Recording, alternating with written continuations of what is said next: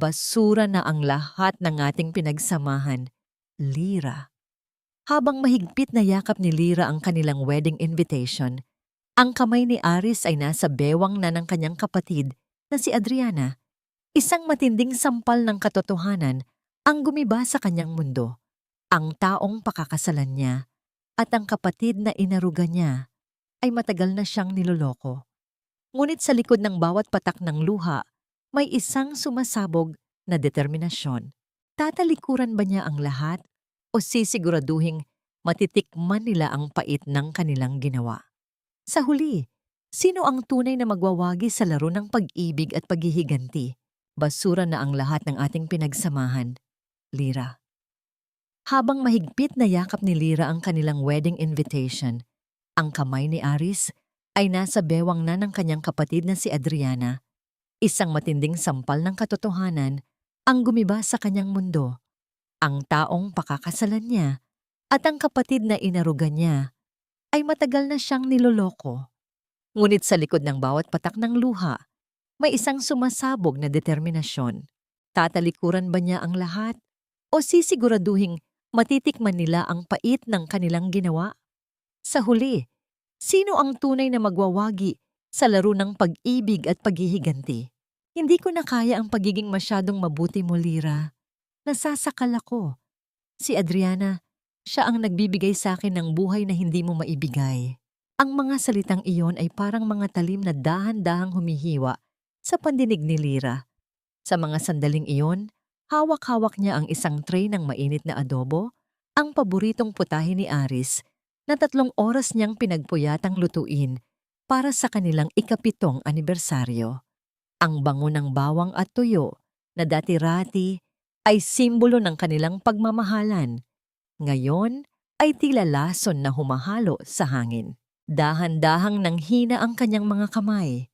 Ang tray na gawa sa kahoy ay dumulas sa kanyang mga daliri at lumapag sa sahig. Walang anumang ingay na sapat na makakapantay sa lakas ng pagkadurog ng kanyang puso. Ang sarsa ng adobo ay tumalsik sa kanyang puting bestida na tila mga mantsa ng dugo sa isang krimen kung saan siya ang biktima, ngunit hindi niya iyon naramdaman. Ang tanging nararamdaman niya ay ang panlalamig ng kanyang buong katawan habang nakatingin sa 2 tao sa loob ng silid na iyon. Sa ibabaw ng kanilang kama, ang kamang dapat ay para sa kanilang magiging unang gabi bilang mag-asawa. Naroon si Adriana. Ang kanyang kapatid sa turing, ang babaeng pinoprotektahan niya mula pa noong bata sila, ay nakasandal sa dibdib ni Aris habang nakasuot lamang ng manipis na pantulog. Walang bakas ng hiya sa mga mata ni Adriana. Sa halip, isang mapang-uyam ng ngiti ang sumilay sa kanyang mga labi. I'm sorry, ate. Hindi namin sinasadyang saktan ka, pero hindi mapipigilan ang tinitibok ng puso. And besides, Aris deserves to be happy. Deserve niyang makasama ang taong hindi siya laging pinapangaralan. Wika ni Adriana sa isang tonong tila ba siya pa ang biktima. Hindi makapagsalita si Lira. Ang kanyang lalamunan ay tuyong-tuyo at ang bawat hininga ay parang paglunok ng bubog. Gusto niyang sumigaw. Gusto niyang itanong kung kailan pa. Kung paano nagawa ng 2 taong pinakapinagkatiwalaan niya na pagsabayin ang pagtatraidor sa kanya. 7 taon. 7 taon niyang ibinigay ang lahat kay Aris. Mula sa pagtitipid para sa kanilang kinabukasan hanggang sa pagsuporta sa pag-aaral ni Adriana, wala siyang itinira para sa sarili niya. Aris, bakit? Ang tanging naibulalas niya sa gitna ng panginginig. Tumingin si Aris sa kanya, ngunit wala siyang nakitang kahit anong bahid ng pagsisisi. Ang mga matang dati ay puno ng pangako ng pag-ibig, ngayon ay kasing tigas na ng bato. Lira, let's be realistic. You're too focused on the future, on being perfect. Si Adriana, naiintindihan niya ako ngayon, and she needs me more than you do. Buntis siya, Lira. Magkakaanak na kami. Tila tumigil ang pag-ikot ng mundo ni Lira.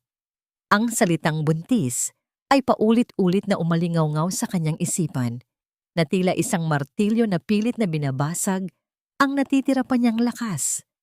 Ang lahat ng mga pangarap niya para sa sariling pamilya, ang mga pangalang napili na nila para sa kanilang magiging anak, ay biglang naging abo.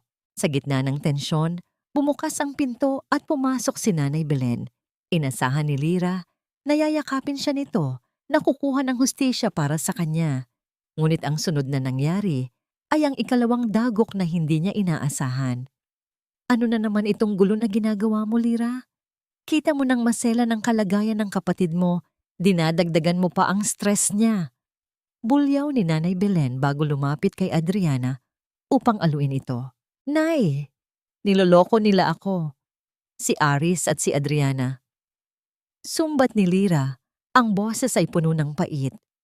Ngunit bago pa man niya matapos ang kanyang sasabihin, isang malakas na sampal ang dumapo sa kanyang pisngi. Ang sakit ng palad ng kanyang ina ay hindi maikukumpara sa sakit ng pagkakait nito sa katotohanan. Huwag mong pagmalakihan ang kapatid mo. Utang natin sa tatay ni Adriana ang buhay natin. Kung hindi dahil sa kanila, wala tayo rito.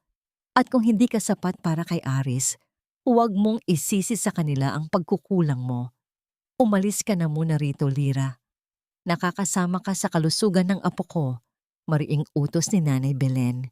Tumulo ang mga luha ni Lyra, hindi dahil sa sakit ng sampal, kundi dahil sa pagkakatanto na sa bahay na ito, siya ang tunay na estranghero. Ang bawat sakripisyo niya, ang bawat pagtitiis niya sa loob ng maraming taon ay binaliwala ng isang pagkakamali na hindi naman siya ang gumawa. Dahan-dahan siyang tumalikod. Ang kanyang bawat hakbang ay tila paglakad sa ibabaw ng nagbabagang uling. Kinuha niya ang kanyang lumang maleta na hindi pa man lang niya naiaayos mula sa huling out-of-town trip nila. Hindi na siya lumingon pa. Hindi na niya tiningnan ang bahay na itinuring niyang kanlungan na ngayon ay naging isang madilim na kulungan ng mga kasinungalingan. Paglabas niya ng pinto, sinalubong siya ng malakas na buhos ng ulan. Ang langit ay tila nakikiramay sa kanyang pagdadalamhati. Ang bawat patak ng tubig ay humahalo sa kanyang mga luha. Hinuhugasan ang mantsa ng adobo sa kanyang damit, ngunit hindi ang sugat sa kanyang kaluluwa. Tumayo siya sa gitna ng kalsada, basang-basa at nanginginig sa lamig. Hawak-hawak pa rin niya ang huling piraso ng wedding invitation na hindi pa naipapadala. Binasa niya ang sariling pangalan at ang pangalan ni Aris na nakasulat sa gintong tinta. Sa isang iglap, pinunit niya ito sa gitna at hinayaang tangay ng agos ng tubig sa kanal. Sa gitna ng dilim at ulan, isang tanong ang paulit-ulit na bumabalik sa kanyang isipan habang nakatingin sa kawalan. Bakit ang taong tinuruan mong magmahal ang siya ring magtuturo sa iyo kung paano kamuhian ang mundo? Huwag kayong lalapit sa kanya. Baka saktan niya kayo. Wala na siya sa tamang isip. Ang tinig ni Adriana ay pumailan lang sa tahimik na kalsada, sapat na malakas para marinig ng mga kapitbahay na nagsisimula ng magbukas ng kanilang mga bintana sa gitna ng ambon. Nakatayo siya sa beranda, nakabalot ng makapal na kumot habang si Aris ay protektadong nakayakap sa kanyang likuran. Ang bawat salitang binitawan niya ay tila mga laso na dahan-dahang kumakalat sa hangin ng kanilang barangay. Si Lyra, na basang-basa pa rin at nangangatog sa gilid ng kalsada, ay napatingin sa mga anino ng mga taong dati ay tinatawag niyang kaibigan. Nakita niya ang pag-iling ni Aling Marta, ang pagbulong-bulungan ng mga tambay sa kanto, at ang mapanghusgang tingin ng lahat. Sa isang saglit, ang dangal na binuo niya sa loob ng maraming taon ay gumuho dahil sa ilang pangungusap ng kanyang kapatid sa turing. Lyra, umalis ka na. Ayaw naming tumawag pa ng pulis. Malamig na utos ni Aris. Ang boses nito ay walang bahid ng pag-aalinlangan. Tila ba hindi ito ang lalaking nangako sa kanya noong isang buwan na hinding-hindi siya iiwan sa gitna ng kahit anong bagyo. Dahan-dahang kinapa ni Lyra ang bulsa ng kanyang basang jacket. Doon ay naramdaman niya ang isang maliit na balot ng tinapay na binili niya kaninang hapon. Balak sanang pagsaluhan nila ni Aris habang pinag-uusapan ang kulay ng pintura, para sa kanilang magiging silid. Ang tinapay ay malambot na at durog dahil sa tubig ulan, tila ba sumisimbolo sa kanyang sariling pagkatao sa mga sandaling iyon. Wala siyang lakas na sumigaw o ipagtanggol ang sarili. Paano mo lalabanan ng isang kasinungalingan na pilit na pinaniniwalaan ng mga taong mahal mo? Ang kanyang katawan ay tila bumibigay na. Ang bawat hakbang papalayo sa bahay na yon ay parang paghila sa isang mabigat na kadena na nakatali sa kanyang leher. Naglakad siya ng walang patutunguhan hanggang sa marating niya ang isang lumang terminal ng bus. Ang amoy ng krudo at basang semento ang tanging yumayakap sa kanya. Umupo siya sa isang mahabang upuang kahoy na bakbak na ang pintura. Doon, sa ilalim ng malamlam na ilaw ng terminal, dahan-dahan niyang inilabas ang durog na tinapay mula sa kanyang bulsa. Sinubukan niyang isubo ang isang maliit na bahagi nito. Ngunit ang kanyang lalamunan ay tila nakakandado. Ang bawat pagnguya ay may kasamang alat ng kanyang sariling luha. Ito ang kanyang hapunan, ang pait ng pagtatraidor at ang durog na labi ng kanyang mga pangarap. Habang nakaupo sa kadiliman, naalala niya ang huling sinabi ni Nanay Belen bago siya itinulak palabas. Utang natin sa tatay ni Adriana ang buhay natin. Ang utang na loob na yon ang naging lubid na binitay sa sarili niyang kaligayahan. Sa loob ng maraming taon, ibinigay niya ang pinakamagandang bahagi ng kanyang buhay para punan ang pagkukulang ng ibang tao, para lamang itapon na parang basurang walang silbi sa huli. Ang katahimikan ng gabi ay nabasag nang marinig niya ang tunog ng gulong ng isang sasakyan na dahan-dahang huminto sa tapat ng terminal. Isang lumang jeep na kulay asul na ang makina ay humihingal sa pagod ang tumigil sa harapan niya. Ang ilaw nito ay tumama sa kanyang namumutlang mukha na nagpapatingkad sa mga luhang hindi pa natutuyo. Bumukas ang pinto ng sasakyan at isang matandang babae ang bumaba. Ang kanyang buhok ay kasing puti ng mga ulap at ang kanyang mga kamay ay puno ng mga kulubot ng panahon. Titig na titig siya kay Lyra. Ang kanyang mga mata ay puno ng isang uri ng pagkilala na hindi maipaliwanag. Lyra? Ang mahinang tawag ng matanda. Napatingin si Lyra sa kanya. Lola Isay? Ang nauutal na tugon niya. Si Lola Isay, ang dating katiwala ng kanilang pamilya, na biglang napaalis maraming taon na ang nakalilipas dahil sa isang bintang na ngayon ay nagsisimula nang magkaroon ng linaw sa isipan ni Lyra. Halika na, anak. Huwag mong hayaang kainin ka ng dilim ng mga taong walang puso. Wika ni Lola Isay habang iniaabot ang isang mainit na balabal. Habang sumasakay sa jeep, lumingon si Lyra sa huling pagkakataon sa direksyon ng kanilang bahay. Mula sa malayo, nakita niya ang ilaw sa bintana ng kwarto ni Adriana. Ang anino ni Aris at Adriana ay magkasama, masaya sa loob ng init ng isang tahanang ninakaw mula sa kanya. Isang matinding panginginig ang dumaan sa buong katawan ni Lyra, hindi dahil sa lamig, kundi dahil sa isang panunumpa na nabuo sa kailaliman ng kanyang puso. Bakit ang mga taong naging kanlungan mo ang siyang unang magpapadama sa iyo na wala kang kahit anong puwang sa mundong ito? Hindi lahat ng sugat ay nagdurugo, Lyra. Ang pinakamasakit na sugat ay iyong nasa kaluluwa. Dahil tanging panahon at tunay na pagmamahal lang ang makakapaghilom doon. Ang marahang tinig ni Lola Isay ay tila isang mainit na haplos sa gitna ng nanginginig na katawan ni Lyra. Nakahiga siya sa isang manipis na banig sa loob ng maliit na kubo ng matanda sa lalawigan ng Laguna. Ang amoy ng tuyong dahon at sariwang lupa ay malayo sa amoy ng mamahaling pabango ni Adriana at ng malinis na subdivision ni Aris. Ngunit dito, sa unang pagkakataon, sa loob ng mahabang panahon, nakaramdam si Lyra ng kaligtasan. Ngunit ang katawan ni Lyra ay tila sumuko na sa bigat ng lahat ng kanyang pinagdaanan. Sa gitna ng gabi, ang kanyang balat ay naging kasing init ng nagbabagang uling.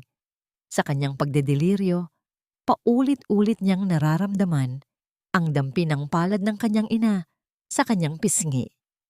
Naririnig niya ang tawa ni Adriana na tila isang matalim na kutsilyong humihiwa sa kanyang pandinig. "Nay, bakit niyo ako itinulak? Aris, bakit siya?" Ang mahinang ungol ni Lyra habang ang kanyang mga mata ay pilit na nakapikit. Naramdaman niya ang isang malamig na bimpo na idinampi sa kanyang noo. Ang mga kamay ni Lola Isay na puno ng kulubot at peklat mula sa pagtatrabaho sa bukid ay marahang humahaplos sa kanyang buhok. Walang galit, walang paghuhusga.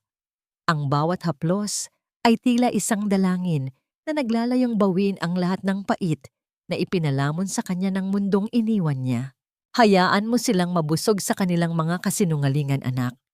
Ang mahalaga ay narito ka na, bulong ng matanda. Samantala, sa malayo, sa loob ng malaki at marangyang bahay na dating pinamumunuan ni Lyra, ang katahimikan ay tila isang mabigat na kumot na bumabalot kay Aris.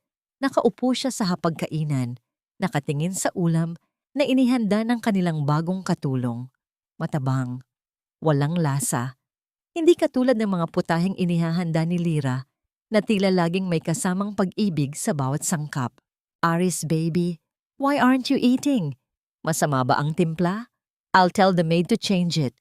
Malambing na wika ni Adriana habang nakahawak sa kanyang tiyan. Tumingin si Aris sa kanya, ngunit sa halip na pagmamahal, isang kakaibang puwang ang naramdaman niya.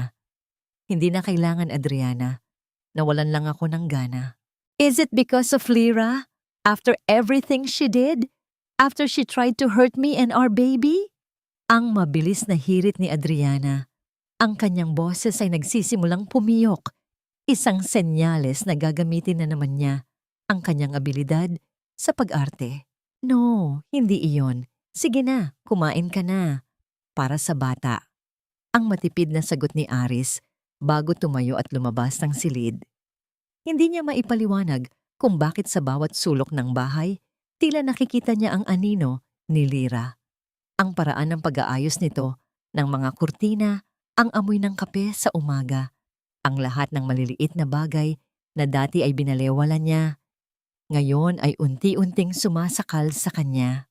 Pagkalipas ng 3 araw, tuluyan nang bumaba ang lagnat ni Lyra. Iminulat niya ang kanyang mga mata at nakita si Lola Isay na maingat na nag-aayos ng isang lumang baul sa sulok ng kubo.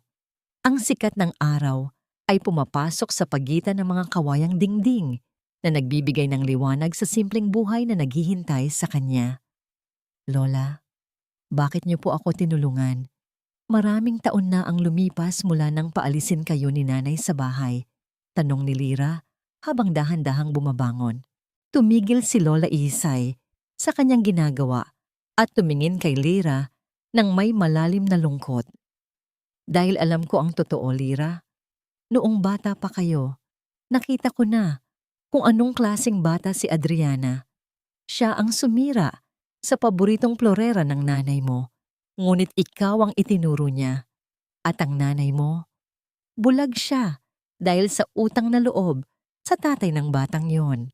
Lumalapit ang matanda kay Lyra at inabot ang isang maliit at kupas na sobre na nakatago sa ilalim ng baul.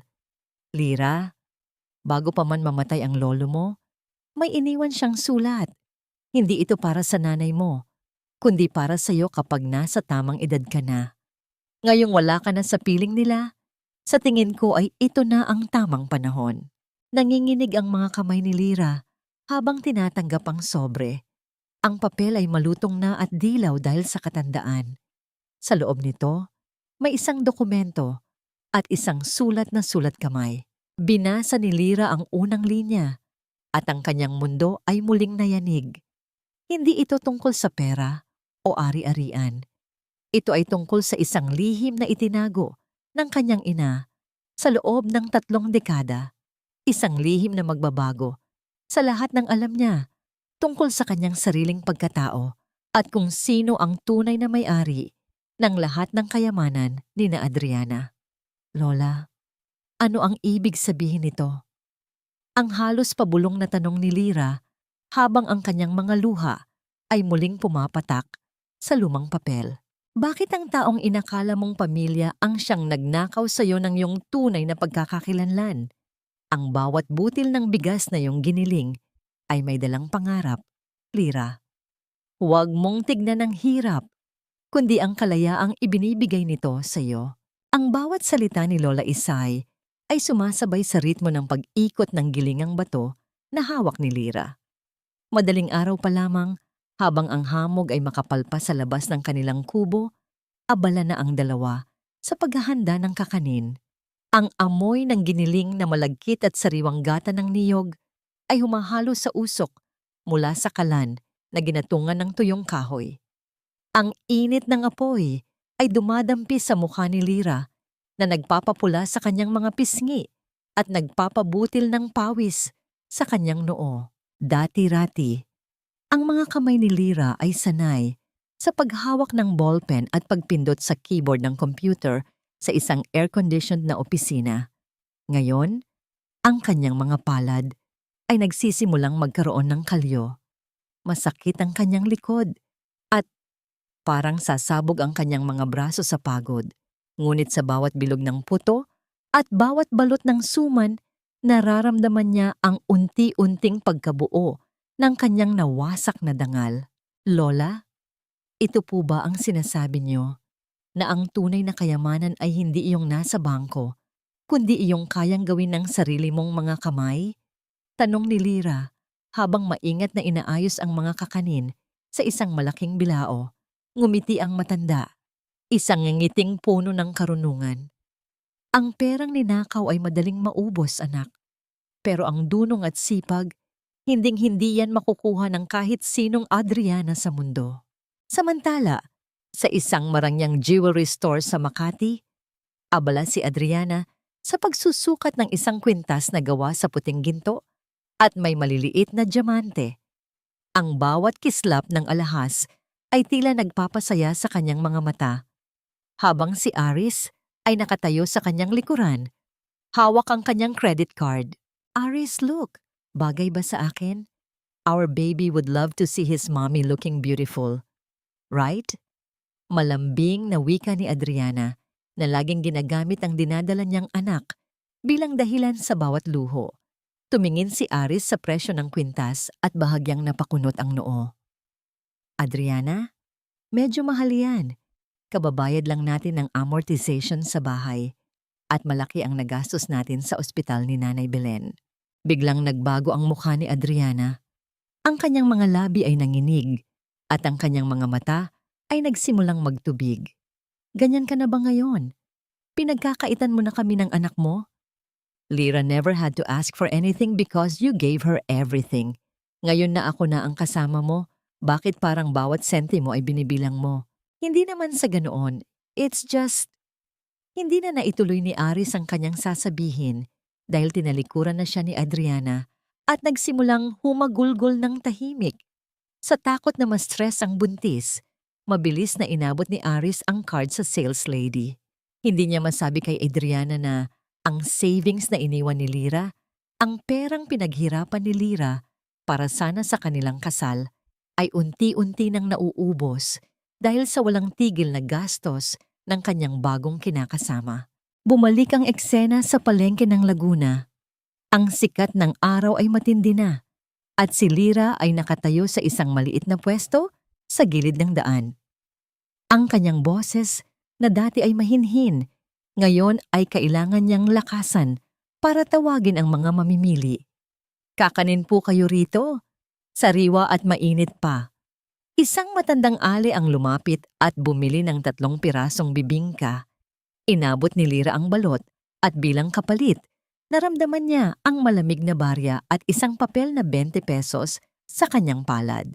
Tinitigan ni Lira ang perang hawak niya. Maliit na halaga kung ikukumpara sa kanyang dating sweldo. Ngunit ang bawat sentimo nito ay walang halong pait ng pagtatraidor. Walang halong kasinungalingan. Naupo siya sa isang maliit na bangko at kumuha ng isang basong tubig. Dahan-dahan niyang hinaplos ang kanyang sariling braso na masakit mula sa pagbubuhat. Sa unang pagkakataon, mula nang umalis siya sa kanilang bahay, nakaramdam siya ng isang uri ng ligaya. Isang ligaya na nagmumula sa pag-alam na kaya niyang tumayo sa sarili niyang mga paa. Nay, sana nakikita niyo ako ngayon. Bulong niya sa hangin. Hindi ako ang mahinang Lira na inakala niyo. At darating ang araw, babawiin ko ang lahat ng kinuha niyo sa akin. Hindi dahil sa galit, kundi dahil iyon ang tama. Habang nagliligpit si Lira ng kanyang mga gamit, isang itim na sasakyan ang dumaan sa harap ng palengke.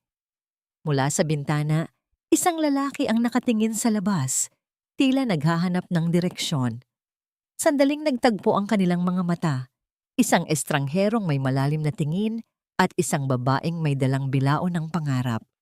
Bakit sa tuwing akala mo ay sapat na ang iyong lakas, biglang magpapadala ang tadhana ng isang mukha mula sa nakaraan o isang pangako ng bagong bukas?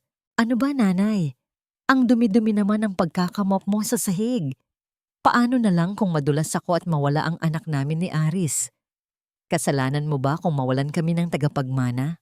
Ang boses ni Adriana ay tila isang matalim na hagupit na bumasag sa katahimikan ng mansyon. Nakatayo siya sa gitna ng sala, nakapamewang habang ang kanyang muka ay namumula sa galit. Sa kanyang harapan, si Nanay Belen ay nakaluhod sa sahig, hawak ang isang basang-basahan.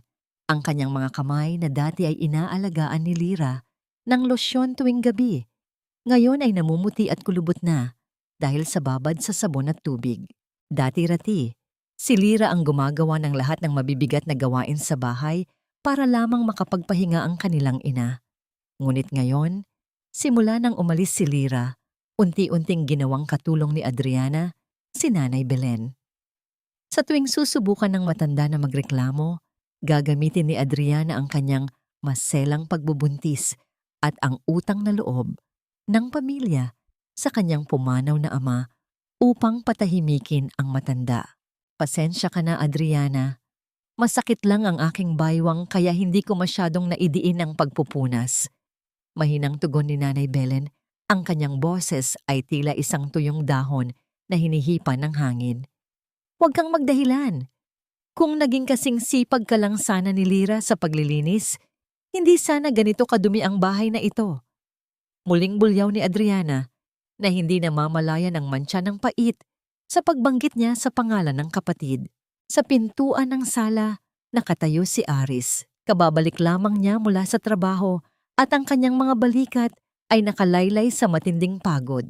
Pagpasok niya, hindi ang yakap at mainit na kape ni Lira ang sumalubong sa kanya. Sa halip, ang amoy ng panis na pagkain sa lababo at ang ingay ng sermon ni Adriana ang kanyang nadatnan. Tumingin siya kay Nanay Belen na hirap sa pagtayo. Isang matinding kurot sa puso ang naramdaman ni Aris.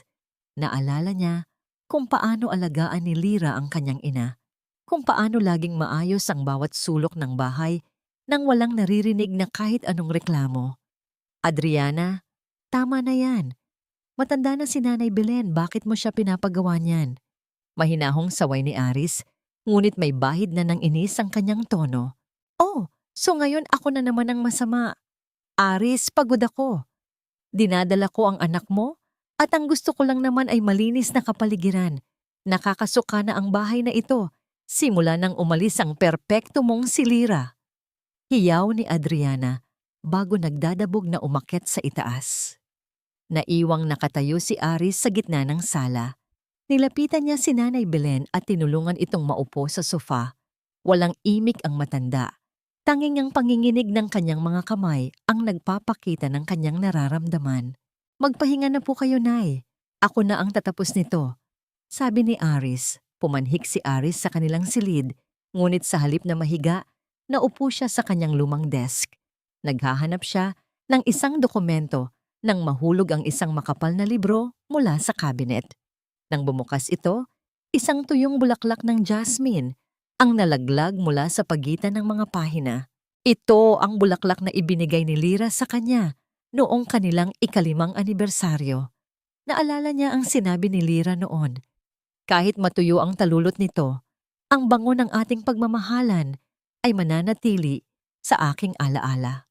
Dahan-dahang kinuha ni Aris ang tuyong bulaklak. Ang bango nito ay wala na. Tanging ang amoy ng lumang papel at alikabok ang natitira. Ngunit sa sandaling iyon, ang mukha ni Lyra, ang kanyang matamis na ngiti, ang kanyang mapayapang mga mata, at ang kanyang walang sawang pag-unawa ay tila isang multong bumabalot sa kanya. Napagtanto niya na ang mansyong ito, na dati ay puno ng buhay at init, ngayon ay tila isang malaking libingan ng mga nasirang pangako. Bumaba si Aris upang kumuha ng tubig nang marinig niya ang isang mahinang kalabog mula sa kusina. Nagmamadali siyang tumakbo doon at nakita si Nanay Belen na nakahandusay sa sahig, maputla at walang malay. Ang basahang hawak nito ay nakakalat sa tabi, tila isang bandila ng pagsuko. "Nay! Nanay Belen! Gising!" Sigaw ni Aris habang pilit na binubuhat ang matanda. Mula sa itaas ng hagdan, nakadungaw si Adriana. Walang bakas ng pag-aalala sa kanyang mukha. Tanging ang inis dahil naantala ang kanyang pagpapahinga. "Ano ba yan? Ang aga-aga? Ang ingay niyo? Nahimatay lang. Kailangan ba talagang sumigaw?" Ang malamig na wika ni Adriana. Sa mga sandaling iyon, isang katanungan ang pilit na kumakatok sa isipan ni Aris habang tinitignan ang babaeng pinili niyang makasama kapalit ni Lyra. Ito ba ang buhay na inaasam ko? Isang palasyong puno ng ginto, ngunit may pusong kasing laso ng isang ahas? Ang pag-ibig ay hindi pala nasusukat sa tagal ng pagsasama, kundi sa kung paano mo kayang itayo ang sarili mo matapos kang iwan sa kawalan. Habang tinitignan ni Lyra ang kanyang refleksyon sa maliit na salamin sa loob ng kanyang bagong bukas na maliit na karinderya sa Laguna, hindi na ang basang-basa at sawi na babae ang kanyang nakikita. Ang kanyang mga mata na dati ay puno ng pag-aalinlangan, ngayon ay may ningning na ng determinasyon. Ang kanyang buhok ay maayos na nakatali at suot niya ang isang malinis na apron na may bordang Lyra's Kitchen. Lumipas ang ilang buwan ng puspusang pagtatrabaho. Mula sa paglalako ng kakanin sa kalsada, unti-unting nakilala ang lasa ng kanyang mga putahe. Ang kanyang sikreto? Hindi lang sangkap, kundi ang bawat halo ng sandok ay may kasamang panalangin at pangarap. Ang maliliit na barya ay naging papel, at ang papel ay naging sapat na puhunan para sa isang maliit na pwesto malapit sa munisipyo. "Ate Lyra, may order po uli ng 50 lunchbox para sa seminar sa itaas." Masayang balita ng kanyang katulong na si Maya, isang batang taga roon na tinulungan niya. "Sige Maya, siguraduhin nating mainit pa ang kanin at hindi matigas ang karne. Iyong kare-kare, dagdagan mo ng bagoong sa gilid." Utos ni Lyra habang mabilis na nag-aayos ng mga sisidlan.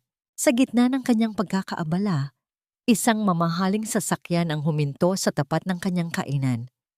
Bumaba ang isang matandang lalaki na may kagalang-galang na tindig, si Don Teodoro, isang kilalang negosyante sa probinsya na nagmamay-ari ng ilang mga resort.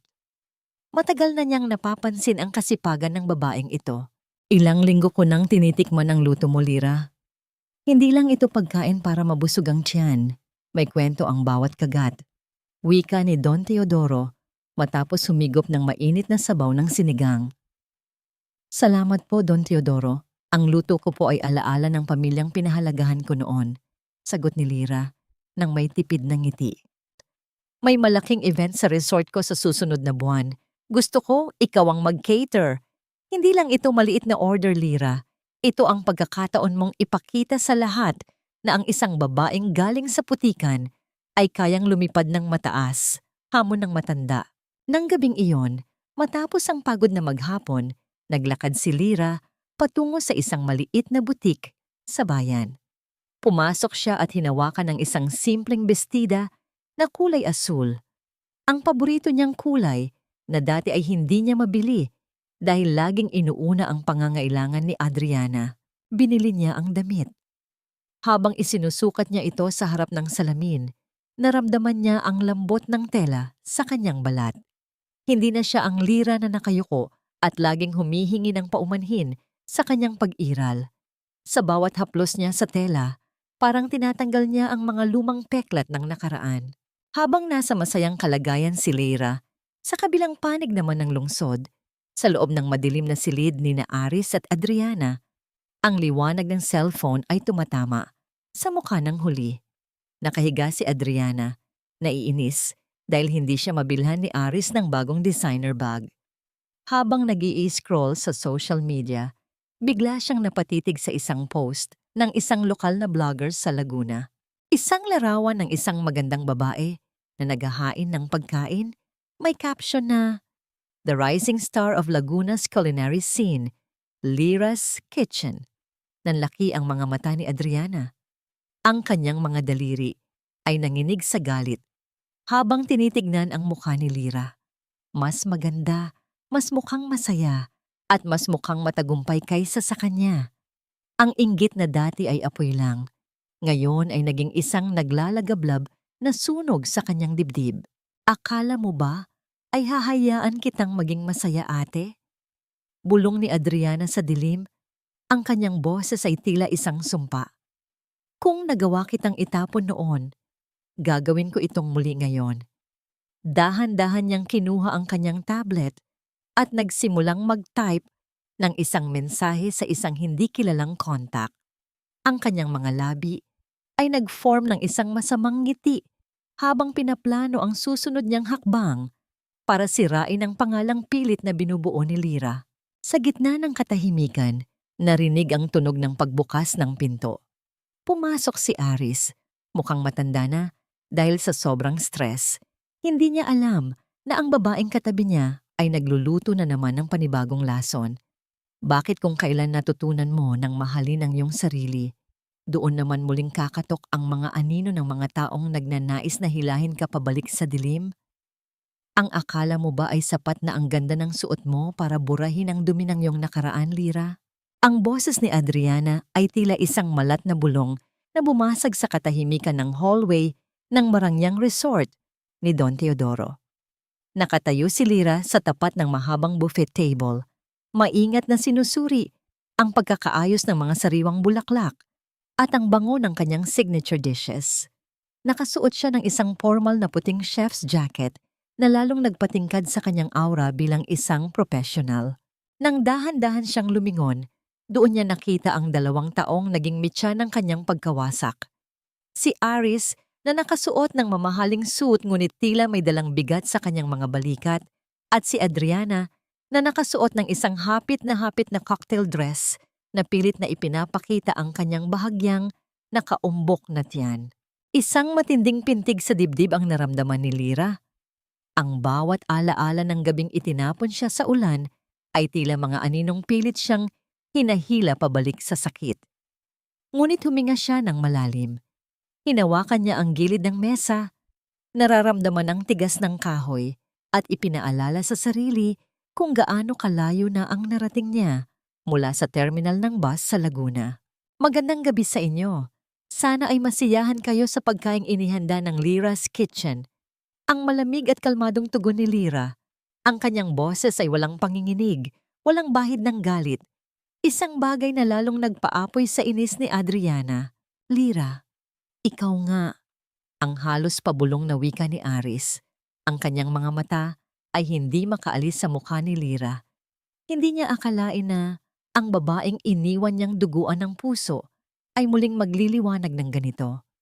Mas matapang ang kanyang mga mata, mas matikas ang tindig. Don't tell me, Aris, nabilib ka sa palabas na ito? She's just a cook. Isang hamak na kusinera na nagsisikap magmukhang importante. Pang-uuyam ni Adriana. Lumapit siya kay Lira, hawak ang isang baso ng pulang alak. Ang kanyang mga mata ay puno ng panunuya habang tinitignan ang maayos na ayos ni Lira. Oops, I'm so sorry ate. Hindi ko sinasadya.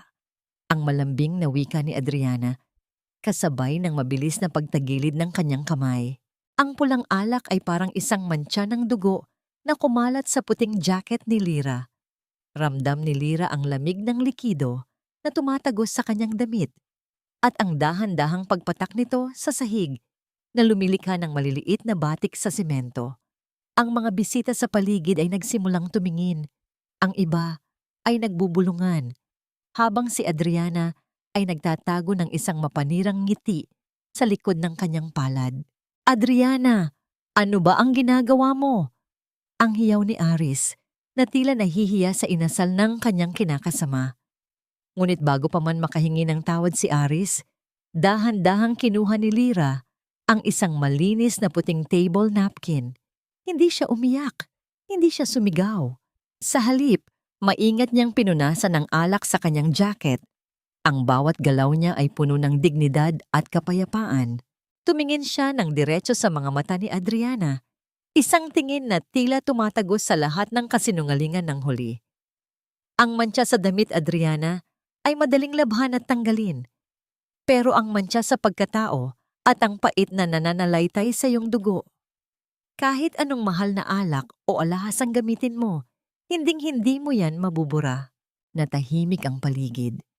Ang mga salita ni Lyra ay tila isang malakas na sampal na walang tunog. Nakita ni Lyra ang panlalaki ng mga mata ni Adriana at ang dahan-dahang pagkuyom ng mga palad nito. Sa unang pagkakataon, ang bida at ang kontrabida ay nagkaharap ng walang kahit anong takip at maliwanag kung sino ang tunay na nakatayo ng matuwid. "Lyra, sandali. Can we talk?" Ang habol ni Aris nang magsimulang maglakad papalayo si Lyra patungo sa kusina. Tumigil si Lyra, ngunit hindi lumingon. "Para sa ano, Aris? Para pag-usapan ang nakaraan? Wala na tayong pag-uusapan. Ang bawat salitang binitawan mo noon ay sapat na para ibaon ang 7 taon nating pagsasama. Ngayong gabi, ako ang nagpapakain sa'yo. Iyan na lang ang tanging ugnayan nating dalawa, ang isang customer at ang taong nagbibigay ng serbisyo." Nagpatuloy si Lyra sa paglakad. Ang bawat yapak ng kanyang sapatos ay tila isang deklarasyon ng kalayaan. Habang pabalik siya sa kusina, naramdaman niya ang init ng kanyang mga luha na pilit niyang pinipigilan, hindi dahil sa sakit, kundi dahil sa ginhawang dulot ng pag-alam na wala na silang kapangyarihan sa kanyang damdamin. Ngunit sa gitna ng kanyang tagumpay, hindi niya napansin ang isang lalaking nakatayo sa madilim na sulok ng garden. Tahimik na pinapanood ang bawat eksena. Isang lalaking may hawak na kamera at isang cellphone, tila may kausap sa kabilang linya. "Nagawa ko na ang utos mo, Ma'am Adriana. Bukas na bukas, sira na ang reputasyon ng Lyra's Kitchen sa buong probinsya." Bakit sa likod ng bawat tagumpay ay may nakatagong patibong at hanggang kailan kailangang magbayad ng isang mabuting tao para sa kasalanang hindi niya ginawa? Huwag mong asahan na mag-aaksaya ako ng oras sa pananatili rito, Aris. Masama ang amoy ng ospital para sa bata. At ayaw kong ma-stress sa hitsura ng nanay mo na parang huling hantungan na ang pupuntahan. Ang boses ni Adriana ay malamig. Walang bahid ng awa habang inaayos niya ang kanyang buhok sa harap ng salamin ng elevator sa ospital. Sa kanyang harapan, si Aris ay nakasandal sa pader. Ang kanyang mga kamay ay nakabaon sa kanyang mga bulsa at ang kanyang mga mata ay puno ng pagod at pait. Ang kanyang nanay Belen ay nasa loob ng intensive care unit, ICU. Matapos itong matagpuan na walang malay sa kusina, ngunit ang babaeng pinili niyang makasama ay mas inaalala pa ang amoy ng disinfectant kaysa sa buhay ng biyanan nito. Sa kabilang dulo ng hallway, sa likod ng isang malaking poste, nakatayo si Lyra. Nakasuot siya ng isang malaking sombrero at face mask para hindi makilala, ngunit ang kanyang mga balikat ay nanginginig sa bawat hininga. Narinig niya ang bawat salitang binitawan ni Adriana. Ang kanyang mga kamay ay mahigpit na nakahawak sa isang envelope na naglalaman ng lahat ng kinita niya mula sa event ni Don Teodoro. Dapat sana ay masaya siya. Dapat sana ay hinahayaan na lang niya ang kanyang ina na magdusa matapos ang sampal at ang pagtataboy nito sa kanya. Ngunit ang puso ng isang tunay na anak ay hindi kayang turuan ng puot. Habang nakikita niya ang kanyang ina sa loob ng glass window, payat, maputla, at maraming tubo na nakakabit sa katawan, tila ba bumabalik sa kanyang isipan ang bawat haplos nito noong siya ay bata pa. Ate Lira, bayad na po ang deposit at ang unang set ng mga gamot. Bulong ni Maya ang kanyang katulong na inutusan niyang magbayad sa cashier sa ilalim ng ibang pangalan. Salamat, Maya. Huwag mong sasabihin kahit kanino na galing sa akin ang pera. Tugon ni Lira. Ang kanyang boses ay tila isang pabulong na panalangin. Naupo si Lira sa isang bakanteng silya sa madilim na sulok ng ospital. Sa katahimikan ng gabi, dahan-dahang bumalik ang isang gunita mula sa kanyang kabataan. Isang gunitang matagal na niyang itinatago sa isang sulok ng kanyang alaala. Tila bumalik ang kanyang diwa 15 taon na ang nakalilipas. Nakita niya ang isang naglalagablab na sunog sa kanilang lumang bahay sa probinsya. Ang usok ay maitim at sakal ang bawat hininga. Nakita niya si Nanay Belen na naipit sa ilalim ng isang nagbabagang poste. Isang lalaki, ang tatay ni Adriana, ang pumasok sa gitna ng apoy. Nailigtas nito si Nanay Belen, ngunit sa huling sandali, bumagsak ang bubong sa lalaki. Ang huling hiling nito sa kanyang ina ay, "Alagaan mo ang anak ko, Belen. Huwag mo siyang pababayaan." Doon naintindihan ni Lira ang lahat, ang tanikala ng utang na loob na nagpabulag sa kanyang ina. Ang dahilan kung bakit kahit anong kasamaan ang gawin ni Adriana, lagi itong pinapatawad ni Belen dahil ang bawat hininga ng kanyang ina ay pag-aari ng ama ni Adriana. Nabalik lamang ang diwa ni Lira nang marinig niya ang mabibigat na hakbang ni Aris na papalapit sa ICU. Mabilis siyang tumayo at nagtago sa likod ng pinto ng fire exit.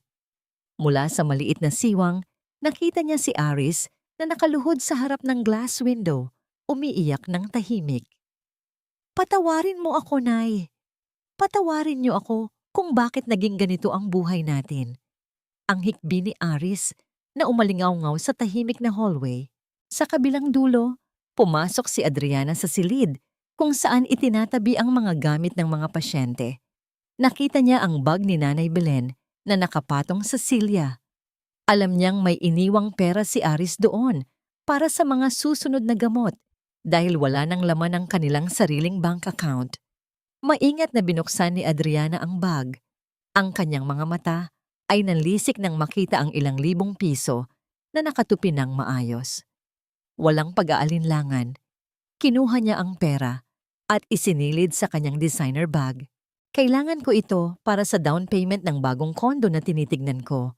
Tutal, mamamatay din naman ang matandang ito. Bakit pa mag-aaksaya ng pera sa gamot?" Bulong ni Adriana sa kanyang sarili, habang ang isang mapanirang ngiti ay sumilay sa kanyang mga labi. Hindi niya alam na sa kabila ng hallway, nakatayo si Lola Isay, na kanina pa nakamasid sa bawat galaw niya. Ang matanda ay may hawak na maliit na recorder. Ang kanyang mga kamay ay nanginginig hindi dahil sa takot, kundi dahil sa matinding puot sa babaeng tinawag nilang kapamilya. Sino ang tunay na halimaw? Ang taong nang iwan sa gitna ng hirap o ang taong nagnanakaw ng huling pag-asa ng isang naghihingalong ina? Wala palang bata, Adriana. Lahat ng ito, lahat ng sakripisyo ko para sa isang kasinungalingan. Ang boses ni Aris ay tila isang galing sa ilalim ng lupa. Malamig, nanginginig, at puno ng hindi maipaliwanag na pait. Nakatayo siya sa gitna ng kanilang silid. Hawak ang isang lukot na sobre na natagpuan niya sa likod ng cabinet habang naghahanap ng mga resibo ng ospital. Sa loob nito ay ang orihinal na resulta ng laboratorio. Ang papel na hawak niya ay malinaw. Negative. Walang bata. Walang apo para kay Nanay Belen. Walang bunga ng kanilang pagtatraidor ni Lira. Dahan-dahang napaupo si Aris sa gilid ng bagong billing crib na gawa sa mamahaling kahoy. Ang bango ng barnis nito ay tila sumasakal sa kanya. Hinaplos niya ang malambot na unan na para sana sa sanggol Ngunit ang nararamdaman niya ay ang panunuyo ng kanyang lalamunan. Bawat sentimong pinaghirapan niya, bawat luhang ibinuhos ni Lyra nang palayasin niya ito, at ang bawat araw na tiniis niya ang kamalditahan ni Adriana, lahat ng yon ay itinaya niya para sa isang anino. Niloko mo ako. Bulong niya sa hangin. Ang bawat tibok ng kanyang puso ay tila isang mabigat na tambol na nagpapaalala sa kanya kung gaano siya kauto-uto. Naalala niya ang mukha ni Lyra noong gabing iyon, ang mga mata nitong puno ng katapatan na binaliwala niya para sa mapanlinlang na luha ni Adriana. Narinig ni Aris ang tunog ng sasakyan sa labas. Mabilis siyang tumayo at sumilip sa bintana. Nakita niya si Adriana na pababa ng taxi. Suot ang isang hapit na damit at mataas na sapatos. Hindi ang hitsura ng isang babaeng maselan ang pagbubuntis. May kinuha itong paper bag mula sa loob, tila galing sa isang mamahaling butik.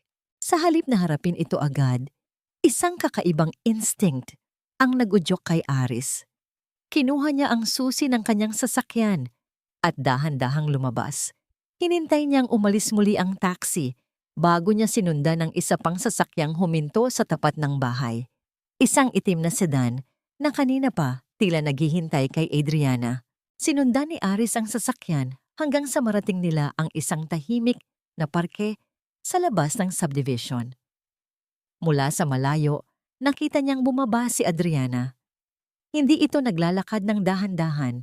Sa halip, tila masigla itong tumungo sa isang bench kung saan may naghihintay na lalaki. Ang lalaki ay mas bata kay Aris. May mapangahas na aura. Nakita ni Aris kung paano yumakap si Adriana rito, kung paano nito hinayaang haplusin ng lalaki ang kanyang mukha. Ang mukhang dati ay inakala ni Aris na sa kanya lang. Naririnig niya ang mahinang tawanan nila kahit mula sa malayo. Isang tunog na tila mga bubog na bumabaon sa kanyang pandinig. Salamat sa pera, babe. Ang daling utuin ng lalaking yon. Akala niya talaga magiging tatay na siya.